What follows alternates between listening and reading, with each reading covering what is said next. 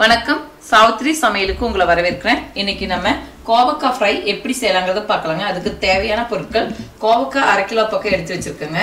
4 table spoon கடலை மாவு, 2 table spoon அரிசி மாவு, பச்சரிசி மாவுங்க, 1 டேபிள் ஸ்பூன் இஞ்சி பூண்டு பேஸ்ட், கரம் மசாலா தூள் 1/2 டேபிள் ஸ்பூன், மல்லித்தூள் 1/2 டேபிள் ஸ்பூன், மஞ்சள் தூள் 1/4 டேபிள் ஸ்பூன், மிளகாய் தூள் 1/2 டேபிள் ஸ்பூன், தேவையான அளவு உப்பு. இதாங்க தேவையான பொருட்கள். கோவக்காவை நல்லா சுத்தமாக கழுவி வச்சுக்கோங்க. இந்த மேல் நுனிகள் 2 பக்கமும் கட் பண்ணிக்கலாங்க. அதுக்கப்புறம் இதை நம்ம இந்த மாதிரி சன்னமாகவும் கட் பண்ணி எடுத்துக்கலாங்க, இல்லாட்டி 4ஆவும் கட் பண்ணிக்கலாம். பாருங்கள், இந்த மாதிரி 3 பீஸாகவும் சன்னமாகவும் கட் பண்ணிக்கலாம். இந்த மாதிரி கட் பண்ணிக்கலாங்க.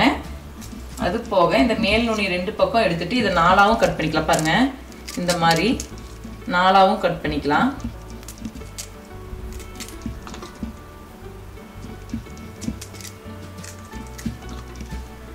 இந்த மாதிரி கட் பண்ணாங்கன்னா நல்லா மிளகாத்தூள், உப்பு எல்லாம் காரம் பிடிக்க அதிகமான வாய்ப்பு இருக்கு. இந்த மாதிரி முடிஞ்ச அளவுக்கு கட் பண்ணிக்கோங்க. இப்படியும் கட் பண்ணி போட்டுக்கலாங்க, நல்லா தான் இருக்கும். இப்போ தேவையான சைஸ்க்கு நம்ம கோவக்காயை கட் பண்ணியாச்சுங்க. இப்போ இதுக்கு தேவையான அளவு நம்ம உப்பு போட்டு நல்லா பெரட்டி விட்டுறாங்க. 10 நிமிஷம் இதில் ஊறட்டும்.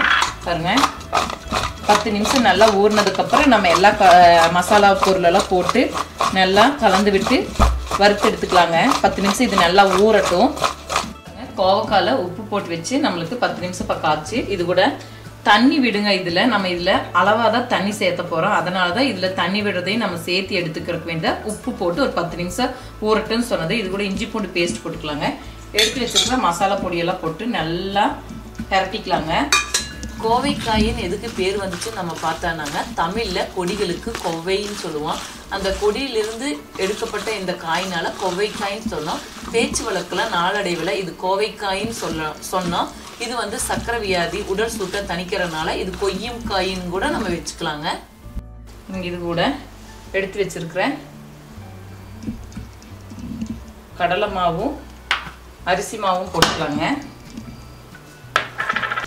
உங்களுக்கு காரம் தேவை கொஞ்சம் அதிகமாக இருந்தால் கொஞ்சம் எக்ஸ்ட்ரா மிளகாத்தூளும் போட்டுக்கலாங்க. நல்லா கடலை மாவு இந்த மசாலா கோட்டிங் இதிலெல்லாம் நல்லா பதிகிற மாதிரி பார்த்துக்குங்க. இந்த கோவக்கால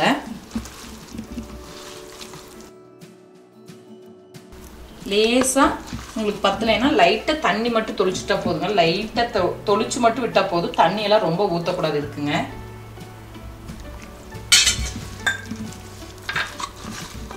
இந்த கோவக்காய் சக்கரை நோயாளிகளுக்கெல்லாம் ரொம்ப சிறந்ததுங்க. வாரத்தில் 2 முறை எடுத்துக்கலாம். அது போக கோவக்காய் துவையலும் கூட நான் செய்திருக்கேங்க. அதை கீழே டிஸ்கிரிப்ஷன் பாக்ஸில் லிங்க் கொடுத்துருக்கேன், அதை போய் நீங்கள் பார்த்துக்கலாம். இப்போ நம்ம எண்ணெயில் பொரிச்சு எடுத்துக்கலாங்க. நல்லா பெரட்டியாச்சு. இப்போ எண்ணெய் காஞ்சிச்சுங்க. பாருங்க, கொஞ்சம் கொஞ்சமாக போட்டுக்கலாங்க.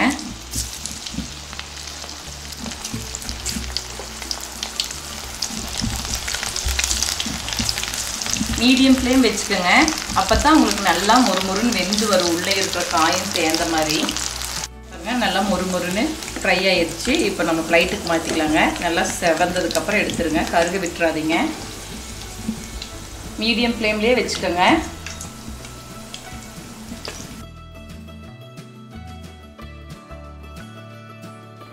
இப்போ சூப்பராக சுவையான மொறுமொறுன்னு கோவக்காய் ஃப்ரை ரெடி ஆயிடுச்சுங்க.